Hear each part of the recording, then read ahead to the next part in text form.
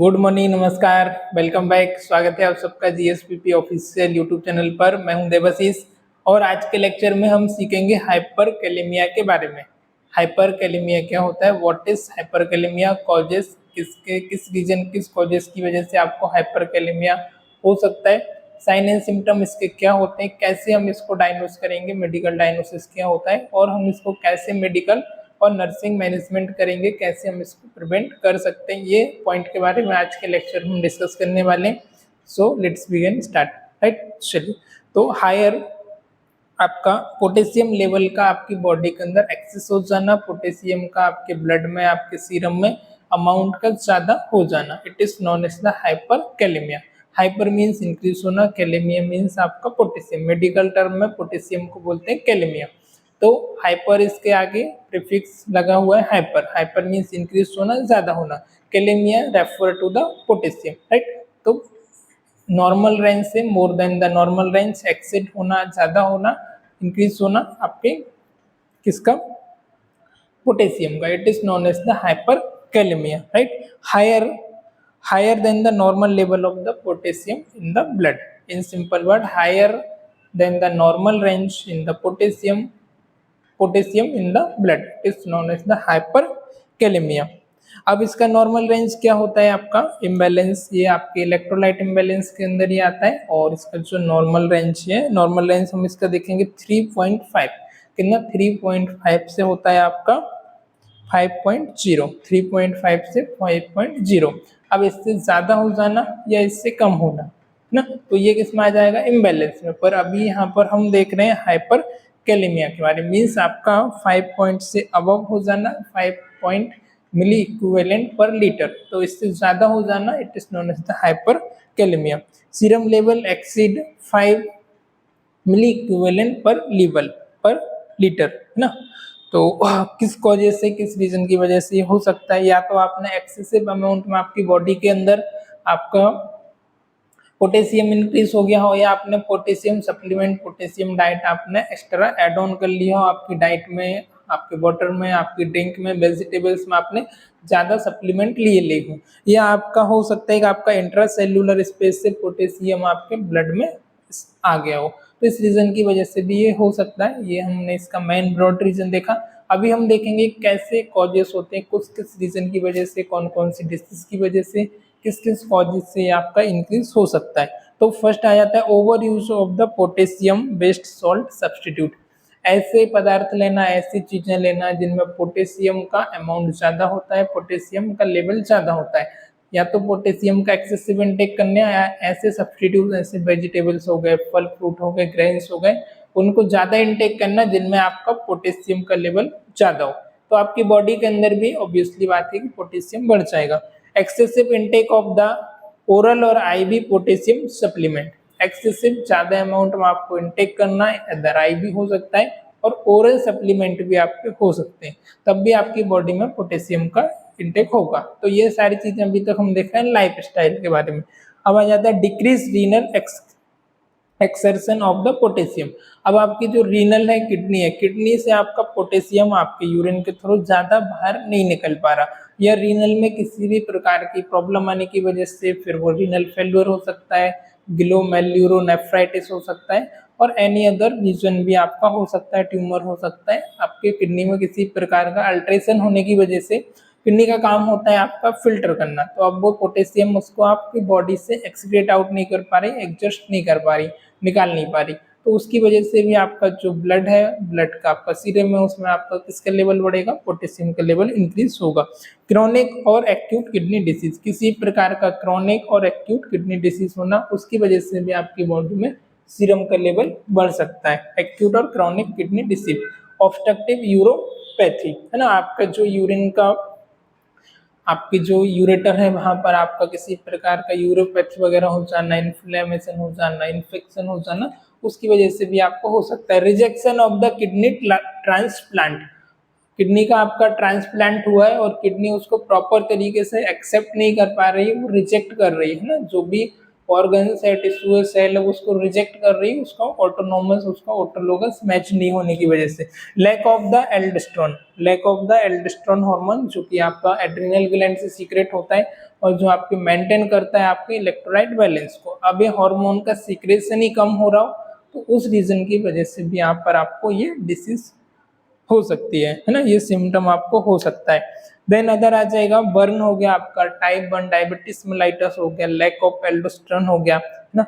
Disorder causes that the blood cell burst, अब ऐसे disorder जो कि आपके ब्लड सेल को बस्ट कर रहे हैं, उसको डिस्ट्रॉय कर रहा है, इसकी रीजन की वजह से भी आपको हो सकता है। ड्रग, कुछ ड्रग्स आती है फ्रॉम द एल्कोहलिज्म हो गया, कॉमा हो गया, सर्टेन इन्फेक्शन, मेडिकेशन जैसे ACE inhibitor, potassium chloride, heparin, ACE inhibitor, captopril जो कि ब्लड प्रेशर को आपको लो करने वाली मेडिसिन होती है, जिसमें आ जाती है आपकी कैप्टोरिल, एसी इनहिबिटर, पोटेशियम क्लोराइड। आपने एक्सेसिव अमाउंट में लिया हो उस रीजन से भी हो सकता है। Non steroid anti inflammatory drug NAIDSP लेने की वजह से भी आपको इनकेस हो सकता है। Potassium sparing during the diuretic, आप डायूरेटिक मेडिसिन ले रहे हो उसकी वजह से भी आपके यूरिन के उसकी वजह से भी आपको ये हो सकता है, राइट। तो ये तो हो गए इसके क्लिनिकल कॉजेस, किस रीजन किस कारण की वजह से आपको ये पोटेशियम इम्बैलेंस जो हो रहा है। अभी हम यहाँ पर देखेंगे इसके साइन एंड सिम्टम, जब आपको हो रहा है तो आपको कौन कौन से लक्षण, कौन कौन से साइन एंड सिम्टम हमको देखने को मिलते हैं। तो फर्स्ट आ जाएगा आपका इरेगुलर हार्ट बीट, जो आपकी हार्ट रेट है, आपकी हार्ट बीट है वो आपकी इरेगुलर हो जाएगी, मीन्स जो रेगुलर उसका फ्लो चल रहा था वो नहीं रहेगी, अदर वो इंक्रीज हो सकती है, डिक्रीज हो सकती है और किसी प्रकार का उसमें एबनॉर्मलिटी आना, irregular heart beat. Slow irregular heart rate, decrease blood pressure, blood pressure भी आपका कम हो जाना, आपकी हार्ट रेट भी स्लो हो जाना, कम हो जाना। पाल्पिटेशन, पाल्पिटेशन आपको बहुत ज्यादा, कभी कभी हार्ट बीट बढ़ जाना, कभी कभी कम हो जाना, आपको बेचैनी महसूस होना, उसकी वजह से चेस्ट आपकी धक धक होने लगना, it is known as palpitation. Muscles twitching and cramps, अब इसका काम होता है मसल्स के आपके कॉन्ट्रैक्ट करने के लिए, मसल्स को आप स्मूथ मसल्स हो गए, स्केलेटल मसल्स हो गई, तो मसल्स के कंडक्शन में भी आपके जो भी इलेक्ट्रोलाइट इनका एसेंशियल रोल होता है, ऑलरेडी हम इसके बारे में जान चुके हैं। तो मसल्स में भी आपका ट्विचिंग होगी, मसल्स आपकी क्रैम्प्स होंगी, मसल्स आपकी हाथ ऐठन आ जाएगी, कहीं भी आपकी मसल ट्विच हो जाएगी, ऐसी अकड़ गई तो ऐसी हो जाएगी, है ना। तो मसल्स में ट्विचिंग होना और ऐठन आना और इनवॉल्यूंटरी मूवमेंट होना, ये भी आपको हो सकता है। Profound muscular disease and flaccid paralysis, profound आपको मस्कुलर डिसीज हो सकती है और इवन आपको पैरालाइसिस भी हो सकता है, मसल्स कॉन्ट्रेक्शन और रिलैक्सेशन में किसी प्रकार का अल्ट्रेशन होने की वजह से। Numbness and tingling the sensation, आपको नमनेस हो जाएगा, आपको पिन भी चुबाएंगे तो पता नहीं चलेगा, सुन्नपन हो जाएगा, टिंगलिंग, कभी कभी हाथ आपका ऐसा टाइट हो जाएगा, अकड़ जाएगा या ऑटोमेटिक ऐसे से वाइब्रेट करने लग जाएगा, है ना, नमनेस होना और टिंगलिंग होना। Then nausea, diarrhoea, abdominal cramps due to the decrease gastric motility, क्या होगा, नोजिया हो जाएगा, डायरिया होगा और एब्डोमिनल क्रैम्प्स, एब्डोमिनल में आपके क्रैम्प्स आने लगेगा, पेट में आपकी मरोड़ ऐठन होने लगेगी, है ना, नोजिया होगा, आपको वॉमिटिंग होने लग जाएगी, राइट। डिक्रीज गैस्ट्रिक मोबिलिटी, क्यों होगा, क्योंकि आपकी जो गैस्ट्रिक की मोबिलिटी है वो आपकी डिक्रीज हो गई है ना, क्योंकि मसल्स आपकी कॉन्टेक्ट नहीं कर पा रही है। या then confusion coma ventric, confusion हो सकता है, कॉमा हो सकता है, ventricular dysarrhythmia and cardiac arrest, even patient को वेंट्रिकुलर डिसअरिथमिया हो सकता है और कार्डियक अरेस्ट में भी पेशेंट आपका जा सकता है। रेस्पिरेटरी फेलियर, और रेस्पिरेटरी फेलियर में भी पेशेंट आपका जा सकता है, राइट। तो ये हो गए आपके क्लिनिकल मैनिफेस्टेशन, क्या क्या उसको साइन एंड सिम्टम हो सकता है, ये उसको लक्षण साइन एंड सिम्टम हो सकते हैं, तब भी आपकी बॉडी के अंदर पोटेशियम का लेवल ज़्यादा होगा, हाइपरकैलेमिया तब आपको होगा तब, राइट। तो now we are discuss about the diagnostic evaluation, अब हम इसको डायग्नोस कैसे करेंगे उसके बारे में हम जान लेते हैं। तो डायग्नोस्टिक टेस्ट में आप history collection, physical examination, comprehensive assessment तो आपको करना ही करना है, साथ ही साथ आपको क्या करना है, सीरम पोटेशियम, सीरम आप कंप्लीट इलेक्ट्रोलाइट प्रोफाइल कराओगे, सीबीसी प्रोफाइल कराओगे, यूरिन टेस्ट कराओगे, राइट, आरएफटी टेस्ट कराओगे, रीनल फंक्शन टेस्ट कराओगे।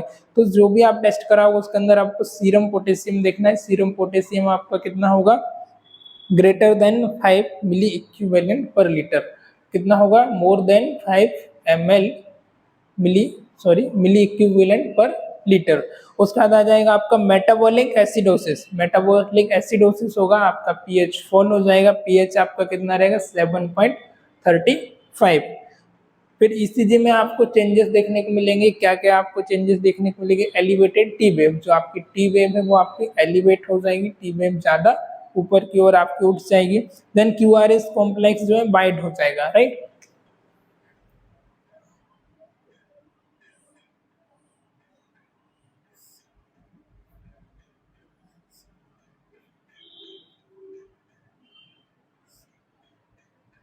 ये आपकी पी है, क्यू, आर, एस और T.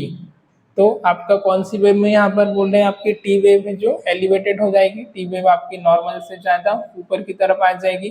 Q R S complex से आपका ज़्यादा बाइट हो जाएगा, ज़्यादा दूर तक बन जाएगा। ये आपको यहाँ पर चेंजेस देखने को मिलेगा। देन दूसरा आपको चेंजेस मिलेगा prolong P R interval flattened T wave. आपका जो पी और आर के बीच का जो इंटरवल है ये भी आपका प्रोलॉन्ग हो जाएगा, ज़्यादा आपका इंटरवल चेंज यहाँ पर देखने को मिलेगा ईसीजी में। और डिप्रेस्ड एसटी सेगमेंट एस और आपका जो P Q R ST segment है वो भी आपका डिप्रेस रहेगा, है ना, ज़्यादा नीचे की तरफ आपका एसटी सेगमेंट डिप्रेस हो जाएगा, राइट। तो ये आप जब भी ईसीजी कराओगे, ईसीजी क्योंकि इसका इसेंशियल रोल होता है आपके कार्डियक मसल्स के लिए, स्मूथ मसल्स के लिए और आपके स्केलेटल मसल्स के कॉन्ट्रैक्शन करने के लिए, कंडक्शन के लिए। तो आपकी बॉडी के अंदर यदि आपका पोटेशियम का लेवल ज़्यादा हो गया तो आपकी मसल्स में चेंजेस देखने को मिलेगा।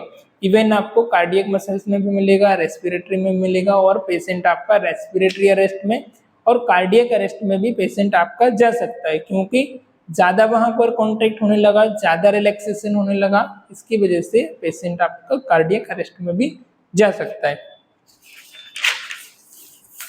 Now we are talk about the management. Medical management में आपको क्या क्या करना है, सबसे पहले आप इसमें करेंगे मॉनिटर करना है, आपको कार्डियक मॉनिटर करना है, इंट्रावीनस मॉनिटर करना है, डाइट पे कंट्रोल करना है, पेशेंट का लाइफस्टाइल चेंजेस कराना है। यदि आपको कम है ना, इनिशियल स्टेज पर है, तो आप डाइट वगैरह चेंजेस करके, मॉडिफिकेशन वगैरह करके, ओरल सप्लीमेंट चेंज करके आप इसको प्रिवेंट कर सकते हो।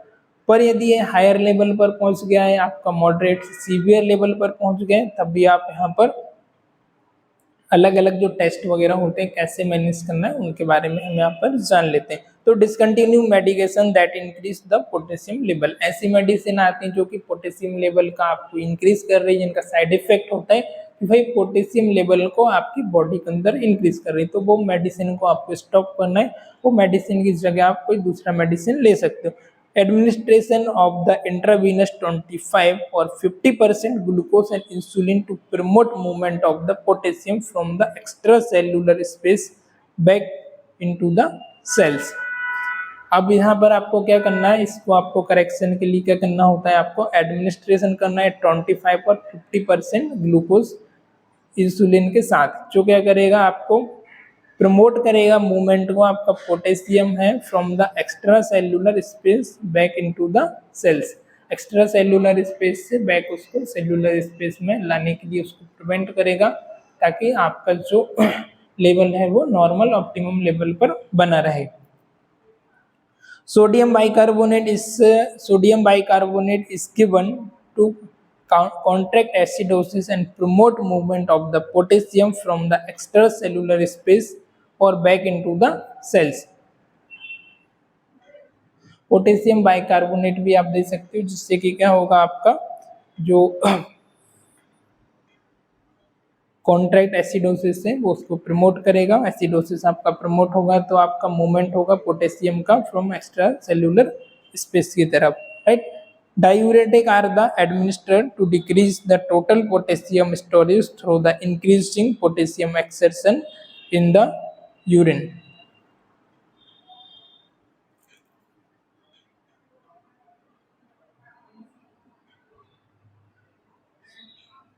आप डायूरेटिक मेडिसिन दे सकते हैं, डायूरेटिक जो कि आपकी यूरिन आउटपुट को इंक्रीज करेगी, जिससे आपके पोटेशियम आपका इंक्रीज है यूरिन के अंदर, आपके ब्लड स्ट्रीम में, वो आपका पोटेशियम रिलीज होके एक्सर्शन होगा आपकी किडनी के थ्रू जो आपका यूरिन के थ्रू क्या होगा, वो आपका बाहर निकल जाएगा। तो आप डायूरेटिक मेडिसिन भी दे सकते हो। Cation exchange resin medication such as sodium polystyrene sulfonate or administer it attached to the potassium and cause it to be removed from the gastrointestinal tract. Dialysis particularly if other measures have failed or if renal failure is present। यदि other measures आपके काम नहीं कर रहे हैं तो आप dialysis भी करा सकते हो, या पेशेंट आपका रीनल फेल्योर है, एक्यूट है, क्रॉनिक स्टेज का है, तब भी आप डायलिसिस भी आप प्रेफर कर सकते हो। या आप कुछ मेडिसिन आती हैं उनको भी आप मेडिकेशन कैटाइन रेसिन मेडिकेशन, जैसे कि आपका सोडियम पॉलिस्ट्रेट आता है, सल्फोनेट आती है, वो मेडिसिन भी आप पेशेंट को एडमिनिस्टर कर सकते हो।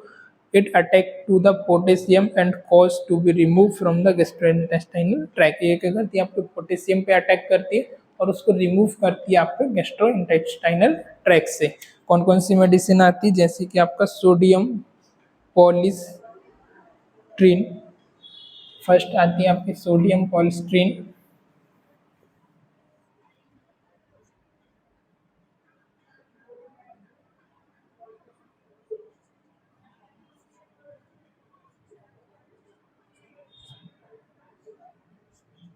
देन दूसरी मेडिसिन आपकी आती है सल्फोनेट,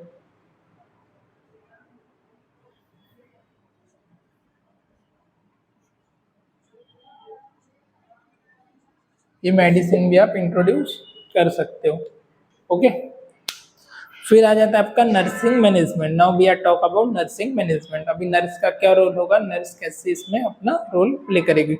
तो नर्सिंग का भी एक इम्पोर्टेंट रोल होता है, हर डिसीज को, हर डिसऑर्डर को मैनेज करने के लिए नर्सिंग का भी क्रूशियल रोल होता है।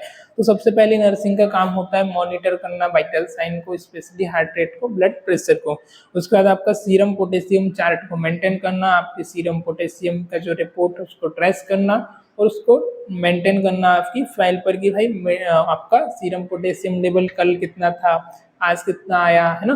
तो जो भी हम उसको ट्रीटमेंट कर रहे हैं वो भाई आपका डिक्रीज हो रहा है या नहीं हो रहा, वो आपका कितना, आपका जो इंटरवेंशन है उसका आउटकम क्या आ रहा है, वो कितना हेल्पफुल हो रहा है या नहीं। तो उसको ट्रेस करने के लिए डेली आपको मॉनिटर करना है आपका serum potassium level. Advise the patient to avoid potassium rich food like fruit juice। Patient को एडवाइस करना है जिस भी वेजिटेबल्स में, फ्रूट में, कि भाई आपका पोटेशियम ज़्यादा है तो उनको आपको इनटेक कम से कम करना है या आपको इनटेक नहीं करना है, इनटेक आपको नहीं करना है। जैसे कि लाइक फ्रूट एंड जूस को आपको इनटेक नहीं करना है, right. Monitor muscles strength tone and vital sign. हमने देखा है वही मसल्स आपका टिंगलिंग हो रहा है, मसल्स क्रैम्प्स हो रहा है, मसल ट्विचिंग हो रहा है, तो आपकी मसल्स की टोनिसिटी, मसल्स का टोन कैसा है, रिफ्लेक्शन वगैरह कैसा है, स्किन ट्रिगर कैसा है, वो भी आपको यहाँ पर मॉनिटर करना है। साथ ही साथ आपको वाइटल साइन भी मॉनिटर करना है। मॉनिटर ईसीजी भी आपको मॉनिटर करना है, पेशेंट का ईसीजी निकालना है एज पर कंडीशन। आप दिन में 2 बार या सुबह या शाम को आप चेक कर सकते हैं, दिन में 1 बार एज पर कंडीशन आपको ईसीजी निकालना है और आपको मॉनिटर भी करना है, कोई भी चेंजेस आ रहा है तो और फिजिशियन को इन्फॉर्म करना है। Monitor of fluid excess if patient is taking sodium bicarbonate and cation exchange resin sorbitol. Fluid excess तो नहीं हो रहा, वो आपको मॉनिटर करना है क्योंकि पेशेंट को आप ऑलरेडी क्या दे रहे हो, sodium bicarbonate taking, sodium bicarbonate patient ले रहे हैं क्योंकि कैटायन एक्सचेंज करने का आपका सोडियम बाइकार्बोनेट होता है जिससे कि आपका पोटेशियम का लेवल कम होता है, राइट।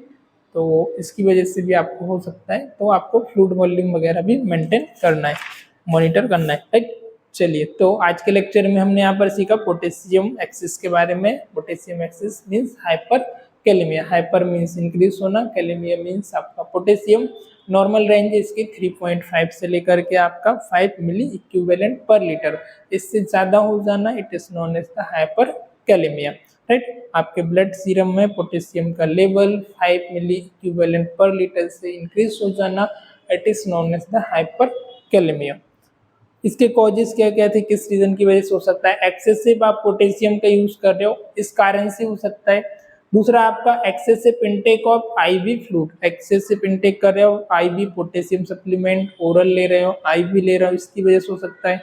किडनी में किसी भी प्रकार की आपको समस्या है उसकी वजह से हो सकता है, किडनी फेल्योर की वजह से हो सकता है, टाइप 1 डायबिटीज की वजह से हो सकता है, बर्न की वजह से हो सकता है, यूरोपैथी की वजह से आपको हो सकता है, कुछ डिसऑर्डर आते हैं आपके रीनल का हार्मोन की वजह से इम्बैलेंस होने की वजह से भी आपको हो सकता है, कुछ मेडिसिन की वजह से हो सकता है, जैसे एसी इनहिबिटर हो गया है ना, कैटेप्रिल हो गया, पोटेशियम क्लोराइड हो गया, हेपेरिन हो गया, ये मेडिसिन की वजह से भी आपको ज़्यादा हो सकता है। क्लिनिकल मैनिफेस्टेशन में क्या होगा, इरेगुलर आपका हार्ट रेट रहेगी, स्लो हार्ट रेट रहेगी, डिक्रीज आपका ब्लड प्रेशर होगा, मसल ट्विचिंग होगी, क्रैम्प्स होगा, पाल्पिटेशन होगा, कंफ्यूजन होगा, कोमा होगा, रेस्पिरेटरी अरेस्ट होगा, इवन कार्डियक अरेस्ट में भी आपका पेशेंट जा सकता है। डायग्नोस्टिक एवेल्युएशन आप कराओगे, सीबीसी कराना है, कंप्लीट ब्लड काउंट आपको कराना है, इलेक्ट्रोलाइट कराना है, रीनल टेस्ट कराना है और आपको यूरिन टेस्ट भी कराना है, जिसके अंदर आप देखोगे आपका सीरम का लेवल कितना आ रहा है, पोटेशियम का लेवल क्या है, पीएच वगैरह क्या आ रहा है, वो भी आपको चेक करना है। ईसीजी करना है, ईसीजी में आपको एसटी सेगमेंट इंटरवल में आपको वाइड आएगा, क्यूआरएस कॉम्प्लेक्स आपका वाइड आएगा, टी वेव आपकी एलिवेटेड रहेगी और दूसरा आपका क्यू और आर जो है वो डिप्रेस रहेगा, राइट। बाकी नर्सिंग मैनेजमेंट मैंने आपको जस्ट अभी बताया ही है। अभी आज के लेक्चर में इतनी, फिर मिलते हैं किसी और लेक्चर में, तब तक के लिए हेल्दी रहिए, स्वस्थ रहिए। आज के लिए इतनी, अलविदा।